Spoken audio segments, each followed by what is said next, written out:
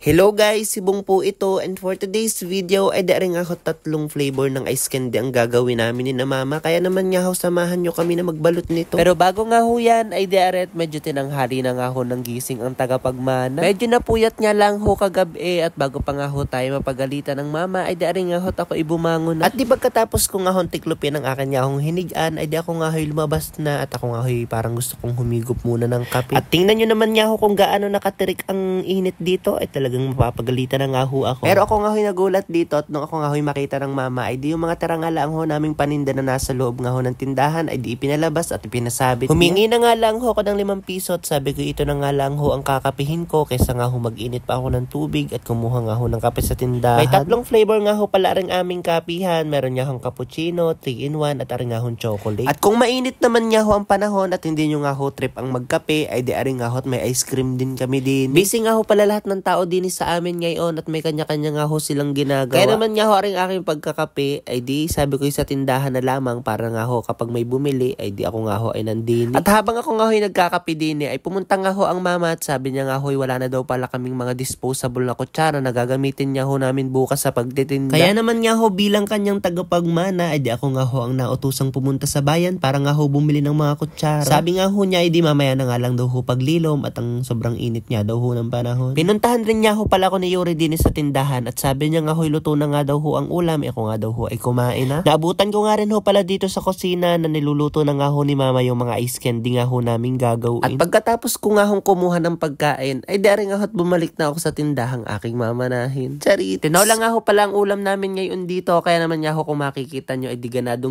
nga ho ang bawat subo ko. Dahil kapag nga ho kayo nasa boarding house sa bayan ay di ay kadalasan nga ho pansit canton lamang ang aking ulam. Charit. At pagkatapos ko nga hong kumain ay natapos na nga rin hong magluto si mama na rin nga hong mga gagawin naming ice candy. 3 flavor nga ho pala ng ice candy ang niluto ni mama at meron nga ho tayo ditong chocolate, ube queso at ito nga hong mais. Ay sobrang sarap nga ho niyang lahat at kapag natikman nyo nga ho ang ice candy ni mama ay baka nga ho sabihin nyo ay pabili pa ng 5.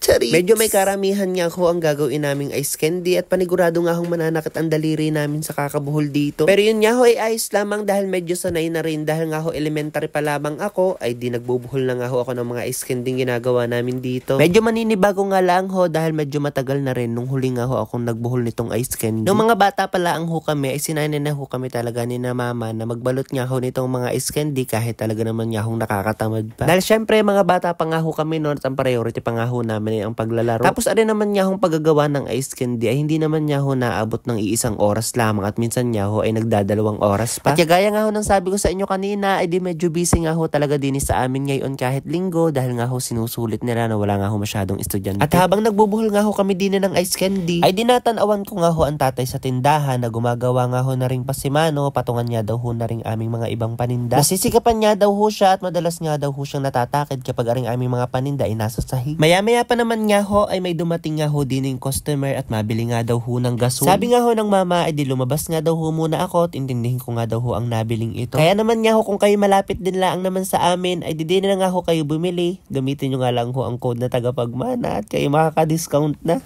Sorry. After ko naman nga hong magbenta ng gasol ay di ari nga ho at bumalik na ako dahil nakatapos na nga ho kami ng isang flavor. At habang nanonood nga ho kayo ng video na ito ay ako nga ho ay may favor. Pwede ka hong paki-comment kung mga taga saan kayo para nga ho ang tagapagmana ng tatay at ang mamay may idea kung saan na nga ho nakakarating ang mga vlogs niya. Nababasa ko nga ho sa comment section ang mga comment nyo at parang marami-rami na nga ho ang gustong magpa-shoutout dito. Kaya naman nga ho habang nagbabalot kami dito ay di magsha-shoutout nga ho muna ako. Shoutout po kay Ma'am Erica Gomez na watching from Saudi Arabia. Shoutout po kay Ma'am Marisa Anyover from Pampanga. Shoutout din po kay Ma'am Rosalinda Versosa from Antipolo. At shoutout din po kay Tita Merle Hernandez from Taguig. At shoutout din po kay Ma'am Cherry Camacho from Catanduanes. Hanggang dyan nga lang ho muna ulit ang shoutout natin dahil ari nga hong mama ay nagpabili na sa akin. Charit. Mag-aalas 4 na nga ho ito at baka nga daw ho mapagsarhan pa ako ng mga tindahan kaya nga ho sabi ni mama ay di ako nga daw ho ay umalis na. At para naman nga ho tayo makarating sa akin pupuntahan ay di syempre sasakay tayo sa ating Rusi na yan. Charits! Baka Rusi namin yan. At kung gusto nyo naman nga ho magpa-shoutout sa next vlog ay di mag-comment nga lang ho kayo sa baba at baka kayo na nga ho mapili ng tagapagmana. At dahil nga ho medyo vlogger tayo ay di ari nga ho isa pa sa aking mga trabaho ang mag-set nga ho ng camera tapos bago pa nga ho tuloy makaalis ay di kukunin pa nga ho ito.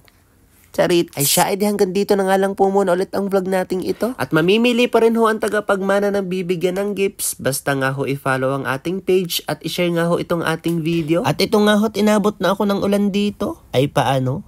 Ay di sa isang araw na lang po ulit ha.